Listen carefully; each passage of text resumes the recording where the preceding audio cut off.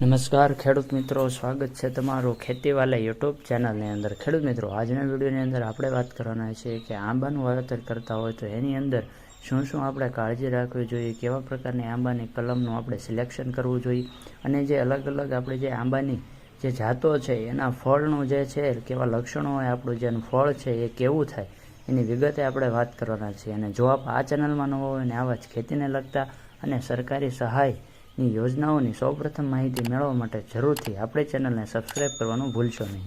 ખેડૂત મિત્રો, તમે પણ જો આંબાનું વાવેતર કરવાના હોય તો ચોક્કસ જે તમારા જે જમીન છે એની અંદર સારી એવી જે છે આપણે જે તમારે આંબાની સાઈઝ હોય એ પ્રમાણે તમે મશીનથી અથવા હાથથી પણ જે ખાડા કરી શકો છો। અને ખાડા કર્યા બાદ તમારે એની અંદર જે છે આપણે એરડીનો ખોળ છે, દિવેલીનો ખોળ છે, જે આપણો ફૂગનાશક અમુક પાવડર જે છે એ નાખી શકીએ છીએ। અને એ ઉપરાંત આપણે જે દેશી છાણિયું ખાતર હોય છે એનો તમારે ઉપયોગ કરવાનો રહેતો હોય છે।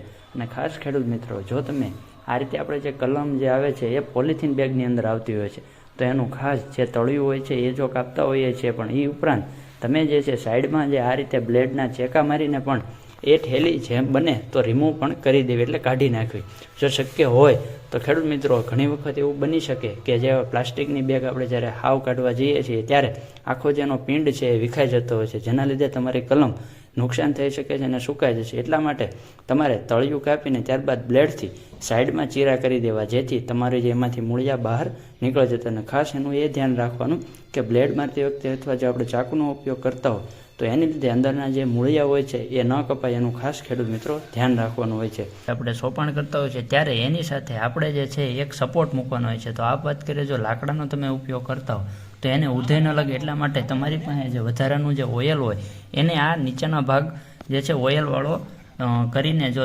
સાથે સાથે મૂકવામાં આવે તો તમારું જે લાકડું હોય છે એ લાંબા સમય સુધી ઉધઈ લાગતી નથી। બની શકે કે ઘણા સમયે જો આપણું લાકડું હોય તો ઉધઈ ખાઈને સપોર્ટ જેવો મળવો જોઈએ, મળતો નથી। એટલા માટે ઓઇલવાળું કરીને જઈએ તો થોડુંક આપણું જે આ લાકડાનું જે સપોર્ટ હોય છે એ લાંબા સમય સુધી ચાલતો હોય છે। સપોર્ટ આપવાથી ખેડૂત મિત્રો જે આપણો આંબો હોય છે એ હલતો બહુ નથી, પવનના લીધે જે છે એની મૂવમેન્ટ જે નીચેના મૂળિયા માંડ જે આપણા જે છે બેસતા હોય છે તો હલી ન જાય એટલા માટે કરવું જોઈએ। અને બીજું, તમારે જે છે આંબાની કલમની આજુબાજુમાં થોડોક આમ ઊંચો ઢગલો કરી દેવાનો અને એની માથે દબાવી દેવાનો, એટલે જો પવન હોય તો ઉપરથી જ આપણો આંબો હલે, નીચે જેના મૂળ સુધી જે છે એનું હલનચલન ન થાય, જેના લીધે આપણો આંબો સારી રીતે વિકાસ પામી શકે।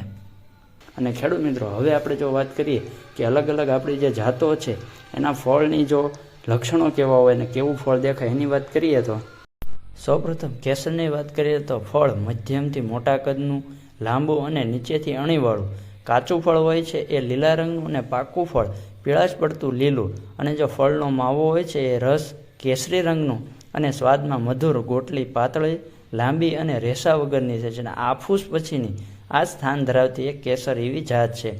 ત્યારબાદ આફૂસની વાત કરીએ તો ફળ મધ્યમ કદનું, લંબગોળ, કાચું ફળ લીલું અને પાકું ફળ પીળા રંગનું, પાકા ફળનો માવો પીળો અને સ્વાદમાં મધુર હોય છે।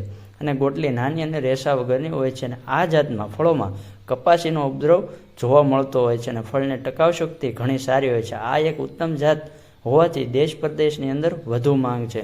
ત્યારબાદ લંગડો જે છે એ ફળ મધ્યમ કદનું અને શંકુ આકારનું હોય છે અને ફળ પાકે ત્યારે લીલા રંગનું રહે છે અને માવાનો રંગ કેસરી તથા સ્વાદમાં ખૂબ જ મીઠાશ।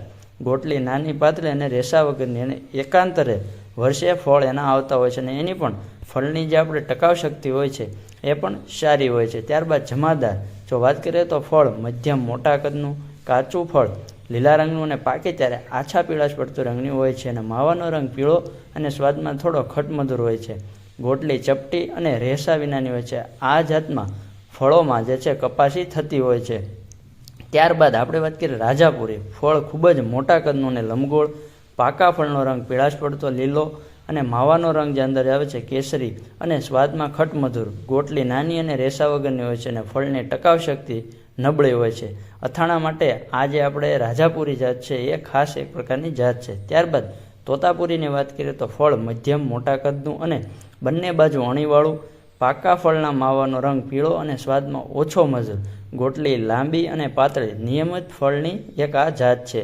અથાણા અને મુરબ્બા માટે તોતાપુરી જાત છે એ એક પ્રકારની પ્રચલિત એવી જાત છે. ત્યારબાદ GMH 1 દક્ષિણ ગુજરાત વિસ્તાર માટે ભલામણ કરેલ આ જાત આલ્ફાન્સો કરતાં 17% વધારે ઉત્પાદન આપતી એવી જાત છે અને કપાસીના રોગ સામે મધ્યમ પ્રતિકારકતા ધરાવે છે. આ હાઇબ્રિડ જાતનું જે ઝાડ મધ્યમથી વધારે વૃદ્ધિવાળું અને લગભગ જોવા જઈએ તો નિયમિત ફળ આપતું હોય છે.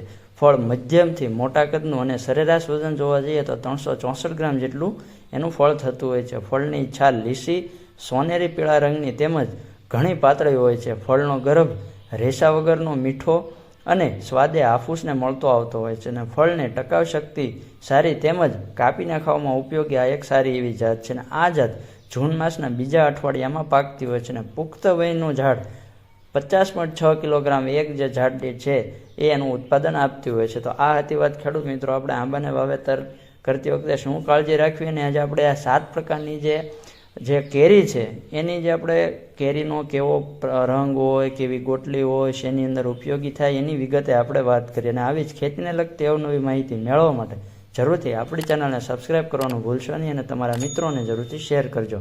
તો ફરી મળીશું એક નવા વિડીયોની સાથે, નવી માહિતીની સાથે. જય જવાન, જય કિસાન, જય